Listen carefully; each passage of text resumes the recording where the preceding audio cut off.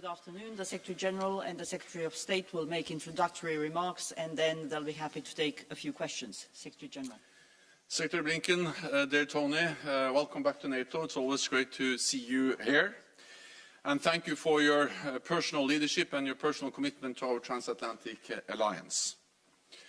Today, the NATO flag and the flags of 30 allies are at half-mast to honor Her Majesty Queen Elizabeth II. She was a strong supporter of our transatlantic alliance, of our armed forces and our values. She knew and worked with all NATO Secretaries General since the founding of NATO.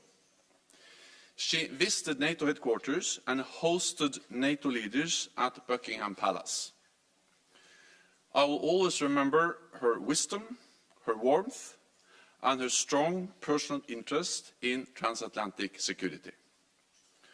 Our heartfelt condolences to King Charles III, the royal family, and the people of our allies, the United Kingdom and Canada. We have just concluded a meeting of the North Atlantic Council, where we addressed NATO's strong and united response to Russia's brutal war on Ukraine. This includes unprecedented military, financial and humanitarian aid from allies so that Ukraine can uphold its right to self-defense. The United States is leading the way, and I welcome the billions of dollars of additional support announced this week. Yesterday, I participated in the US-led Ukraine Defense Contact Group in Ramstein. We all agree on the importance of stepping up and sustaining our military support so that Ukraine prevails as an independent sovereign state. In June, NATO leaders agreed a strengthened package of assistance with fuel, food, medical supplies, military gear, secure communications, and equipment to counter mines and drones. We will support Ukraine in the long term and help its transition from Soviet era to modern NATO equipment. The war in Ukraine is entering a critical phase. Ukrainian forces have been able to stall Moscow's offensive in Donbass, strike back behind Russian lines, and retake territory. Just in the last few days, we have seen further progress, both in the south in Kherson and in the east in the Kharkiv region. This shows the bravery, skills and determination of the Ukrainian forces. And it shows that our support is making a difference every day on the battlefield. In the coming months, our unity and solidarity will be tested. With pressure on energy supplies and the soaring cost of living caused by Russia's war. But the price we pay is measured in money, while the price the Ukrainians are paying is measured in lives, lost lives every day.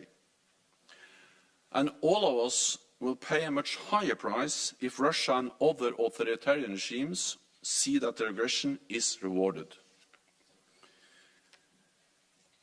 If Russia stops fighting, there will be peace. If Ukraine stops fighting, it will cease to exist as an independent nation. So we must stay the course for Ukraine's sake and for ours. At the same time, we are sending an unmistakable message to Moscow about our readiness to protect and defend every inch of Allied territory. We are significantly enhancing our presence in the east of the alliance, putting hundreds of thousands of troops on higher readiness, supported with significant air and naval forces, and continuing to invest in cutting-edge capabilities.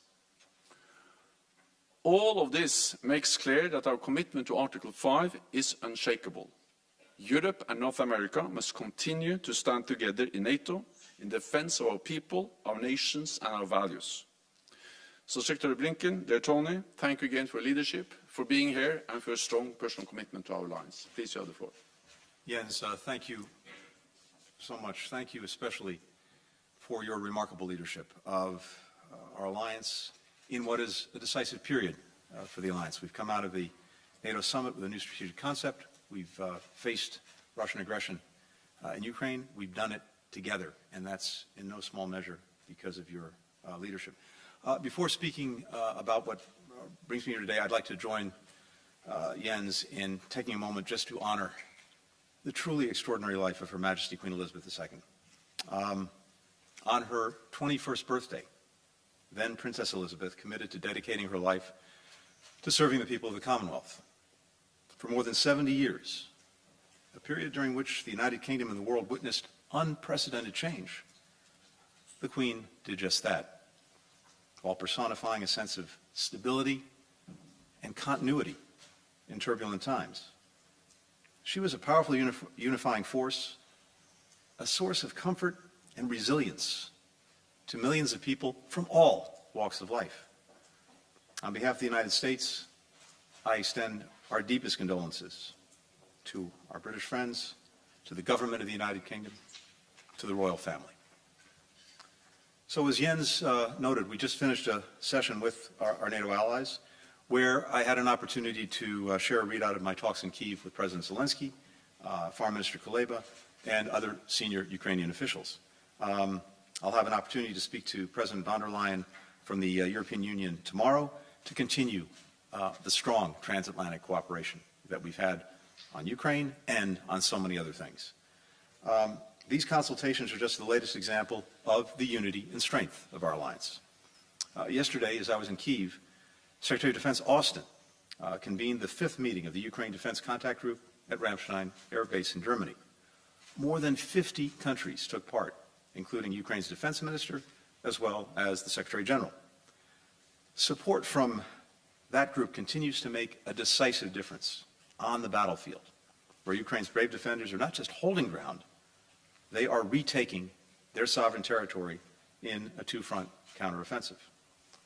As I told President Zelensky, the support of the United States is unwavering. I announced more than $2.8 billion in additional security assistance for Ukraine and also for its neighbors. That support includes $675 million in new military aid to Ukraine. This is part of the 20th drawdown of military equipment that President Biden has initiated, going back before the Russian aggression. It includes more guided multiple launch rocket systems, artillery ammunition, high-speed anti-radiation missiles, anti-tank systems. 20th drawdown now totals $14.7 billion. That sum also includes approximately $2.2 billion in what we call foreign military financing for Ukraine, but also for European allies and partners. That will allow them to begin to acquire systems for the medium and long term that will be essential to deterring and, if necessary, defending against further Russian aggression in the years to come.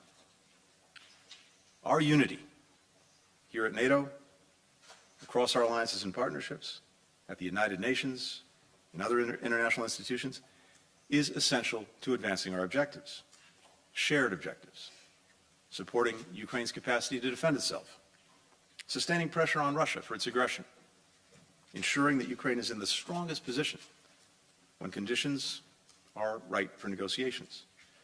For as President Zelensky has said, and rightly said, diplomacy is the only way to definitively end Russia's war of aggression. We see in this moment no indication from Russia that it would be prepared to seriously pursue such diplomacy, but if and when that time comes, Ukraine has to be in the strongest possible position. Now, President Putin thought that he would divide and weaken NATO.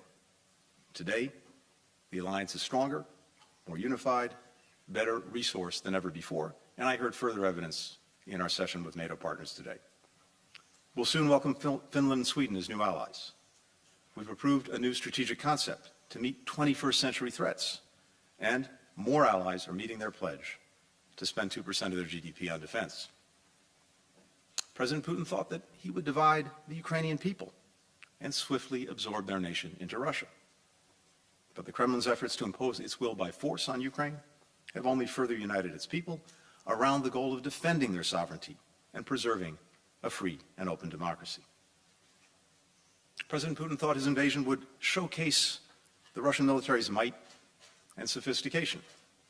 Instead, the Russian army is turning to North Korea and Iran for badly needed supplies, while Ukraine's military capability continues to get stronger, thanks to its leadership, thanks to the courage of its fighters, and thanks to the robust support from allies and partners. President Putin thought that our willingness to apply economic pressure would fade with time. Instead, we and our partners and allies have stuck together in the face of Moscow's coercion and threats, imposing unprecedented costs on Russia's economy. To date, over 1,000 foreign companies have quit the Russian market. Export controls on semiconductors and other advanced technologies mean that Russia cannot sustain, never mind modernize, key sectors from automobile manufacturing to military exports to energy exploration. Russian imports of parts and finished products have been cut in half from a year ago. What does that mean? It means that they can't replace the weapons that they're using up in Ukraine, that they can't make products for their domestic market that their people are accustomed to buying. They can't produce things for export, which will shrink their foreign markets. 500,000 people, many of them highly skilled workers, have left the country. Russia's foreign exchange reserves are estimated to have fallen by $75 billion, and an additional $300 billion are currently frozen abroad. Meanwhile, Russia is cut off from international lending markets. All of this is building, it's cumulative, it will get to be a heavier and heavier burden as long as Russia's aggression continues. And yet, even as President Putin has failed in virtually all of his objectives, the human suffering he's inflicted on Ukrainians and on people around the world is staggering. I saw some of those consequences up close on my visit yesterday in Ukraine, including to Irpin, whose very name, like that of Bucha and Mariupol, has become synonymous with Russian war crimes, including indiscriminate violence and the intentional targeting of civilians. And I saw the costs in my visit to a children's hospital in Kyiv, where I met kids who will spend the rest of their lives without limbs, or with enduring brain injuries, or with other trauma that may be invisible to the eye because of atrocities committed by Russian forces. Hundreds more Ukrainian boys and girls have been killed by this unprovoked war. It's not just Ukrainians who are bearing the costs. As Russia falls short of its battlefield aims and is increasingly isolated on the global stage, President Putin has turned to blunter tools to try to peel off support for Ukraine. He's weaponized energy against European countries standing up to his aggression, raising the costs on families, on businesses, on entire nations. President Putin is betting that these actions will break the will of countries to stand with Ukraine. He's betting that the Kremlin can bully other countries into submission. He's already lost that bet, because the last 6.5 months show a growing recognition around the world that while the costs of standing up to the Kremlin's aggression are high, the costs of standing down would be even higher. That's why the United States is doing everything in its power to support people around the world who are shouldering the greatest costs of Russia's aggression, like our comprehensive efforts to help Europeans get through a winter during which they'll face heavy energy costs, making it hard for many to heat their homes. We won't leave our European friends out in the cold. It's also an opportunity to make a decisive shift, finally, once and for all, away from dependence on Russian energy, which Putin will never stop trying to weaponize, to Europe's detriment, and to make the transition to renewable sources necessary as well to combat the climate crisis. We can, we will emerge stronger and in a better place.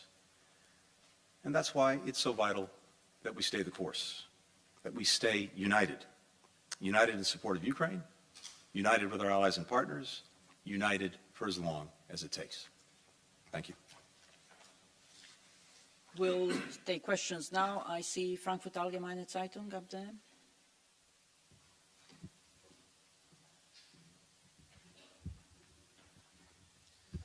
Thanks a lot. Thomas Kutschka, Frankfurter Allgemeine Zeitung. A question to you, Secretary Blinken. We've seen this astonishing move of Ukrainian forces in the northeast of their country, pushing possibly 50 kilometers into Russian-occupied territory. How do you explain that? It appears the Russian army is hardly even fighting. Is it on the brink of collapse in that area? Do you have an explanation for that? And do you see this potentially as a turning point in this war? And a question to the Secretary General, if I may. You're constantly making the case for member states to send more ammunition, more arms to Ukraine. One of the replies we are constantly hearing from our defense ministers is that it would compromise capacities that they have pledged to NATO. So when push comes to shove and member states do have to make a decision on either supporting Ukraine or holding up their commitments to NATO, what is your suggestion? What's the right decision to take? Yes, I'm happy to start. Thank you. Let me say two things. First, what we're seeing is that the counteroffensive that Ukraine has put in place with strong assistance and backing from many other countries is now underway. It's early days, but it is demonstrably making real progress. It's focused in the south, around Kherson, in that area, but we're also seeing Ukraine not only hold the line in the Donbass and in the northeast, but, as you noted, make a significant advance, moving some 45 to 50 kilometers in one area past what had been the existing Russian line. I think it's too early to say exactly where this will go, when it will get there, and exactly where it will end up. But I think we can say that Ukraine is proceeding in a very deliberate way, with a strong plan, and critically enabled by resources that many of us are providing. But fundamentally, and I think this may explain more directly the answer to your question, why am I absolutely confident in the success of the Ukrainians in pushing back the Russian aggression, whether it's in the northeast, the Donbass, or in the south? For one simple, basic reason. This is Ukraine's homeland, not Russia. People are fighting for their homeland. They're fighting for their future. And while we can calculate the benefits of weapon systems and financial resources, it's hard to put a value on that determination to fight for one's own country, except to say that it's invaluable and the single biggest difference maker that I think we'll see play out over the weeks and months ahead. NATO allies have provided unprecedented support to Ukraine with the weapons, with ammunition and other capabilities. And of course they have done that mostly by reducing existing stocks. And you are right that of course some allies are now raising the issue of whether these stocks are depleted too much. My answer to that is actually twofold. One is to realize that the weapons, the ammunition that we are providing to Ukraine are used to stop the aggressive actions of Russia against an independent sovereign nation in Europe, which is a close partner of NATO. And if President Putin wins in Ukraine, it's not only bad for Ukrainians, but it is also dangerous for all of us. So actually, by ensuring that President Putin does not win in Ukraine, we are also increasing our own security and strengthening the alliance by proving that we don't allow that kind of behavior close to our own borders. So the use of these stocks actually helps to increase our own security and reduce the risk of any aggressive actions by Russia against NATO allied countries. Let me also add that more than 80% of Russia's land forces are now dedicated to the war in Ukraine. So of course what happens there matters for the total capacity of Russia to pose any threat to any NATO allied countries. So my first message to allies is that we welcome the unprecedented support. We are calling for even more support, and we urge them to dig deeper into the inventories, to the stocks, to continue to provide the supplies that Ukraine needs immediately. And we see that this is making a huge difference on the ground, because as Secretary Blinken, Tony just referred to, we see progress on the ground in Ukraine. But make no mistakes, we have to be prepared for long haul. The second answer to the concern about the level of stocks is, of course, to produce more. And therefore, we are now in close contact with the defense industry, with capitals. We have established structures here at NATO on defense planning, on capabilities, to ensure that we are now ramping up production, that we are replenishing the stocks, both to be able to continue to provide support to Ukraine, but this is not only about supporting Ukraine, it's also about ensuring that we have the weapons, the ammunition, the capabilities in place for our own deterrence and defense. Okay, we have Agence France-Presse.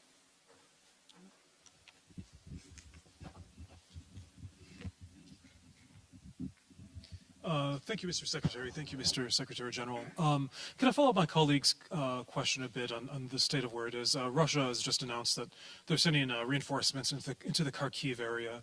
How do you see this going? Do you think this is a sign of, how do you see this as a sign in terms of the direction that Russia is going in? And how do you see this as in terms of where we could be seen in Kharkiv? And could I ask you also, since we're talking about the alliance and unity within the alliance, the question of Turkey.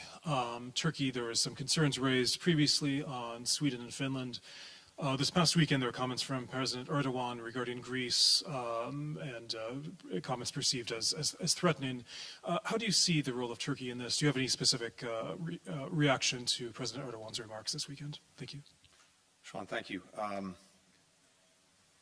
On the first question, following up on our German colleague, look, the counteroffensive, again, is in its early days, so I don't want to prejudge, as I said, where it will go and how far it will get, but the initial signs are positive, and we see Ukraine making real demonstrable progress in a deliberate way. But fundamentally, what we're also seeing, and we've seen this throughout, even as President Putin threw as much as he could against Ukraine earlier this summer, Ukraine absorbed the blow and now is pushing back, enabled by our partners and allies, the United States. But the single most important factor, I believe, is this. Ukrainians are fighting for their own country. The Russian forces in Ukraine, many of them have no idea why they're there. Some didn't even know where they were being sent. We see reports that their morale is low. And when you don't know what you're fighting for, that is something that's not sustainable. Now, Russia has significant resources, military resources. It is acting in horrific, indiscriminate ways. Ukrainians are bearing an incredibly heavy cost, as Jens alluded to. Their lives are on the line, and even on the front lines now, in and around the Kherson area, even as they're making progress, they're bearing real costs. But fundamentally, they're fighting for their own homeland. They're fighting for their future. The Russian forces in Ukraine are not. And I'm convinced that that is the most decisive factor, and we're seeing some manifestations of that. But this is likely to go on for some significant period of time.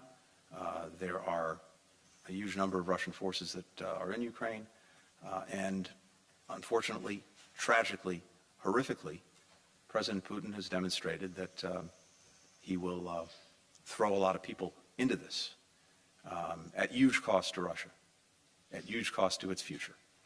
And let me just add something I've said from the beginning. How is what Putin is doing anything to improve the lives of the Russian people? How is this helping them? How is this assuring their own future? How is this creating opportunity for them?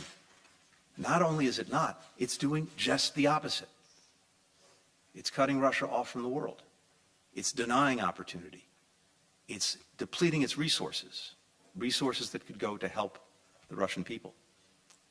In a closed information society that Putin has created in Russia, that information doesn't get there as quickly as it otherwise might, but I believe it will. And Russians have to ask themselves why in the world they are losing so many lives trying to take another country that is not theirs. Let me just briefly add that, yes, we see some encouraging signs. The Russian offensive in Donbass has been stalled by the Ukrainian forces, and they have retaken some territory both in the east and in the south. But make no mistake, this can't last for a long time, and at least we have to be prepared for long haul and be ready to provide support to Ukraine for as long as it takes. Wars are by nature unpredictable. And we know that Russia has a lot of military capabilities, and they are willing to use them to attack a sovereign, independent, democratic nation, as we have seen over the last months in Ukraine. The first task is actually to be prepared for the winter. The winter is coming; it's going to be hard, and therefore we need both to continue to supply weapons and ammunition, but also winter clothing. Tents, generators, and all the specific equipment which is needed for the winter. Partly because the size of the Ukrainian army has just increased so much, they need more of this kind of winter equipment, and NATO is particularly focused on how can we provide tens of thousands of, for instance, winter uniforms to the Ukrainian army. On Turkey and Greece, Turkey and Greece are two highly valued allies. They participate and contribute to NATO in many different ways. Any differences between them, of course, should be solved by diplomatic means. We have also, at NATO, established what we call a deconfliction mechanism, where Turkey and Greece can engage, and have used this previously to provide information, to provide also ways to deconflict any dangerous situation or behavior in, for instance, the Aegean Sea. New York Times. Thank you. I'd like to follow up on Sean's question about Turkey and just press a little bit more. You've talked about the importance of unity to the alliance. President Erdogan, in many ways, not only with this recent threat to Greece, seems to be threatening that unity. He's talked about another incursion into northeast Syria. He renewed over the summer his threat to block the admission of Sweden and Finland into the alliance, and then this latest issue with Greece, among others. Just can you talk a little bit more about the effect this has on the unity you say is so crucial?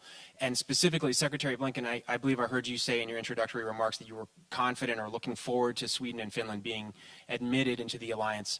Can you tell us what your basis for that optimism is, given that President Erdogan, as I said, renewed his threat over the summer to block their admission? And if I just might briefly ask you to talk a little bit about where things stand with the Iran nuclear negotiations. They appear to have stalled out, perhaps once and for all. Can they be revived, and what comes next? Thank you. Michael, thank you. And I'm really going to defer to the Secretary General on the questions fundamentally related to NATO. Let me simply say this. First, with regard to Finland and Sweden, I think it's very clear that there is a strong alliance consensus, strong support for their admission. We've seen the ratification of the protocols process move forward with land record speed, and vital, important allies, friends of the United States. They have differences, and of course, we'd like to see them resolve these differences in a constructive way through dialogue. They've done so in the past, and we would expect them to do so going forward. And it is precisely because we have a fundamental challenge before us when it comes to Russia's aggression against Ukraine, a challenge that matters to every single ally and many countries well beyond the alliance, well beyond the transatlantic area. And so we should be making sure that we're focusing all of our attention and our resources as necessary in supporting Ukraine and pushing back against Russia's aggression. Now, what I heard in the room today with all of our NATO partners present was a very strong reaffirmation of that focus, of that unity, unity of purpose, unity of action. President Biden heard that very clearly in a conversation that he initiated just yesterday with many of our partners. Secretary Austin heard that and saw that at Ramstein, where for the 5th time this coalition of countries has come together to further support Ukraine. So what I'm seeing as a practical matter is an alliance that is united and is focused on the biggest challenge that many of our countries face right now. With regard to Iran and the JCPOA, a few things. First, it's a negotiation. There's back and forth. We have a response from Iran to what was put forward most recently by the European Union. We've been looking at that along with the European partners. And needless to say, I'm not about to negotiate anything in public. In past weeks, we've closed some gaps. Iran had moved away from some extraneous demands unrelated to the JCPOA itself. However, the latest response takes us backwards. And we are not about to agree to a deal that doesn't meet our bottom line requirements and or that tries to continuously introduce extraneous demands that are not relevant to the JCPOA itself. If we conclude a deal, it's only because it will advance our national security. The President is focused on that, and what we've just seen, again, would appear to move us backward, not forward. On differences in NATO, yes, of course there are differences in NATO. We are 30 different allies, 30 different democracies, and of course we don't always agree on all issues. And that has been the case since this alliance was founded more than 70 years ago, dating back to the Suez crisis in '56 or the differences on the Iraq war 20 years ago. And of course we also see differences today. What makes NATO the most successful alliance in history is that we are able to overcome those differences and then make decisions together and implement them together. And we saw that demonstrated at the NATO summit in Madrid just a few months ago. We made big decisions on further increasing our presence in the eastern part of the alliance. We already have 40,000 troops under NATO command as a direct response to the Russian invasion attack on Ukraine. And we have also agreed to strengthen deterrence and defense across the whole alliance. We made also the decision to invite Finland and Sweden. That's an historic decision. And all allies agreed to invite them. And I also welcome that so far this has been the fastest accession process in NATO's modern history. Up to now, 24 allies have already ratified in the national parliaments the accession protocols, and including the US and United States Senate. And I also think it's important to recognize that we have to take the security concerns of all allies seriously, meaning that we need to address the fact that no other ally has suffered more terrorist attacks than Turkey.